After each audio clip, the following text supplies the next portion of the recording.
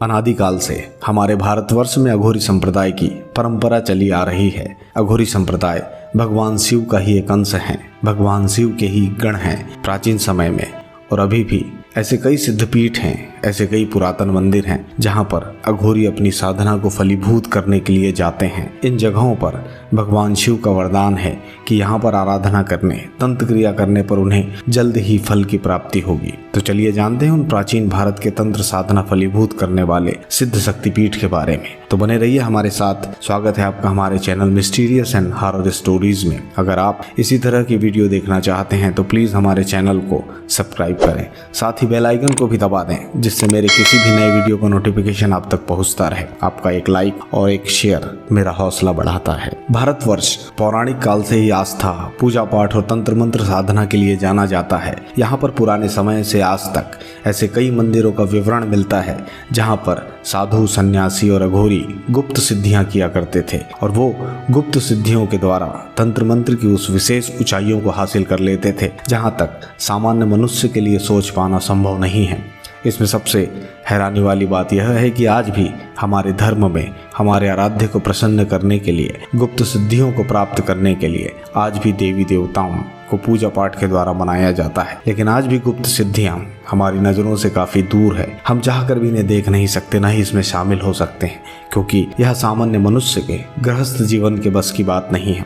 आज के वीडियो में हम आपसे बात करने वाले हैं ऐसे ही प्राचीन मंदिरों के बारे में जिसमें शाम होते ही तांत्रिक लग जाते हैं तंत्र साधना में। सबसे पहले है उड़ीसा का बेताल मंदिर। बेताल मंदिर 8वीं शताब्दी के दौरान बनाया गया था। यह एक प्रसिद्ध हिंदू मंदिर है। भारत के उड़ीसा राज्य के भुवनेश्वर शहर में यह स्थित है। कलिंग शैली में बना यह प्राचीन मंदिर देवी चामुंडा को समर्पित है। इस मंदिर के शीर्ष पर 3 मीनार होने की वजह से स्थानीय भाषा में इसे 3 मुंडिया कहा जाता है। माना जाता है कि यह 3 मीनार देवी चामुंडा की त्रिशक्तियों का प्रतिनिधित्व करती हैं। पहली महालक्ष्मी, दूसरी महासरस्वती और तीसरी महाकाली कहा जाता है। यहाँ तंत्र साधना के दौरान माँ चामुंडा की पूजा की जाती है, और ऐसा भी माना जाता है कि पुराने समय में यह अघोरियों का अड्डा हुआ करता था, क्योंकि यहाँ पर जल्द ही साधना सिद्ध होती थी। दूसरे नंबर पर आता है कोलकाता का काली घाट। 17वीं शताब्दी में बना यह मंदिर आज भी अपने अतीत की याद दिलाता है। पश्चिम बंगाल के कोलकाता शहर में प्रसिद्ध काली घाट शक्तिपीठ महाकाली को समर्पित है। धार्मिक मान्यता के अनुसार देवी शक्ति के दाएं पैर की कुछ उंगलियां इस स्थान पर गिरी थी, जिसके बाद यह स्थान देवी की शक्तिपीठ के रूप में जाना जाने लगा। यहाँ महालक्ष्मी के भक्तों का बड़ा जमावड़ा लगता है। दूर दूर से भक्त यहाँ देवी के दर्शन के लिए आते हैं। यह मंदिर तांत्रिक साधना के लिए काफी प्रसिद्ध माना जाता है। इसके बाद आता है असम का कामाख्या मंदिर। पूर्वोत्तर का मुख्य द्वार कहे जाने वाले असम की राजधानी दिसपुर के पास गुवाहाटी से लगभग 8 किलोमीटर की दूरी पर स्थित है। वैसे तो यह काफ़ी प्राचीन सिद्धपीठ है, लेकिन हाल के दिनों में तंत्र साधना करने वालों के लिए सर्वोच्च सिद्धपीठ माना जाता है, और आज के समय में तांत्रिकों और अघोरियों की सबसे पहली पसंद है। देवी कामाख्या का यह मंदिर देवी सती के महत्वपूर्ण शक्तिपीठों में से एक है। यहाँ माँ भगवती कामाख्या का योनि रूप स्थित है। यह स्थान तंत्र मंत्र सिद्धि का महत्वपूर्ण केंद्र माना जाता है। यहाँ दूर दूर से अघोरी तांत्रिक पहुँचते हैं। इस स्थान पर प्रतिवर्ष महापर्व का आयोजन किया जाता है, और कई अघोरियों और तांत्रिकों ने अपने अनुभव में बताया है कि इस स्थान पर उन्हें कई बार माँ दुर्गा की अनुभूति हुई है, और इनमें से कई लोगों ने यह भी बताया है कि उन्होंने नवरात्रि के समय माँ दुर्गा के बाल रूप के साक्षात दर्शन किए हैं, और जो कि तंत्र क्रियाओं की सिद्धि के लिए इस रूप को सर्वोपरि माना जाता है। इसके बाद आता है हिमाचल का बैजनाथ मंदिर। देवों के देव महादेव को समर्पित यह मंदिर हिमाचल प्रदेश के कांगड़ा जिले में है। इस जिले का पुराना नाम नगरकोट हुआ करता था। वैसे तो यह मंदिर प्राचीन समय से अस्तित्व में है, लेकिन इस मंदिर की पुनर्स्थापना 1204 में अहुका और मन्यूका नाम के 2 व्यापारियों ने की थी, जिसके बाद इस मंदिर का निर्माण और सौंदर्य का काम निरंतर चलता रहा। यह मंदिर हिमाचल घूमने आए सैलानियों को काफी आकर्षित करता है। माना जाता है कि यहाँ भी तांत्रिक साधना की जाती है। यहाँ के पानी में दिव्य शक्ति है। यह मंदिर वैद्यों के प्रभु भगवान बैद्यनाथ को समर्पित है।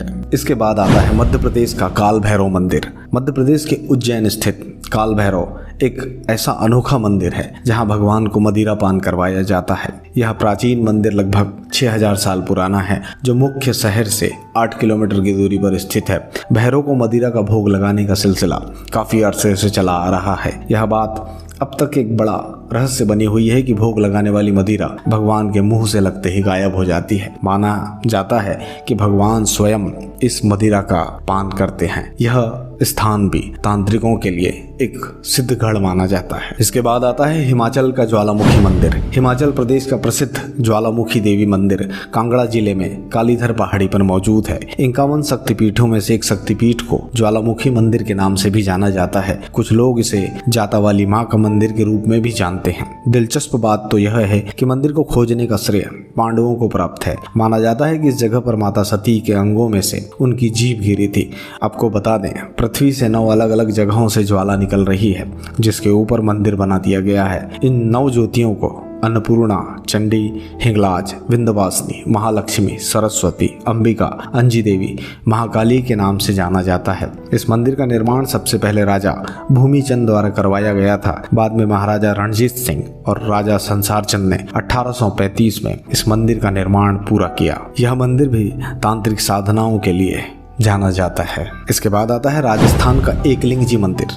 राजस्थान में यह स्थान उदयपुर से लगभग 18 किलोमीटर उत्तर में 2 पहाड़ियों के बीच स्थित है। वैसे उक्त स्थान का नाम कैलाशपुरी है, परंतु यहाँ एक लिंग का भव्य मंदिर होने के कारण इसको एकलिंग जी के नाम से भी पुकारा जाने लगा। उदयपुर शहर में स्थित एकलिंग जी का मंदिर भगवान शिव को समर्पित है। कहा जाता है कि मेवाड़ के राजपूतों ने महादेव का आशीष पाकर बड़े से बड़े युद्धों में विजय हासिल की थी, इसलिए यह मंदिर उनके लिए काफी महत्वपूर्ण माना जाता है, जहाँ आज भी पूजा पाठ पूरे विधि विधान से किया जाता है। जनश्रुति के अनुसार ऐसा माना जाता है कि यहाँ पर प्राचीन समय में सिद्धियां करने पर मनोवांछित फल की प्राप्ति होती थी। और दोस्तों, सबसे अंत में है मध्य प्रदेश का खजुराहो में एक जगह है 64 योगिनी मंदिर, जो पुराने समय में तंत्र मंत्र का मुख्य केंद्र हुआ करता था। आज भी यहाँ पर कुछ आध्यात्मिक केंद्र हैं, लेकिन पुराने समय में जो इसका अस्तित्व था वह आज नहीं है। आज के समय में यह सिर्फ लोगों के लिए एक पर्यटन का हिस्सा है, लेकिन प्राचीन समय में यह तंत्र मंत्र का एक बहुत बड़ा महाविद्यालय था। आज खजुराहो मंदिर अपनी कामुक मूर्तियों के लिए प्रसिद्ध है, जिसे देखने के लिए लोग दूर दूर से आते हैं, पर बहुत ही कम लोग जानते हैं कि मंदिर कभी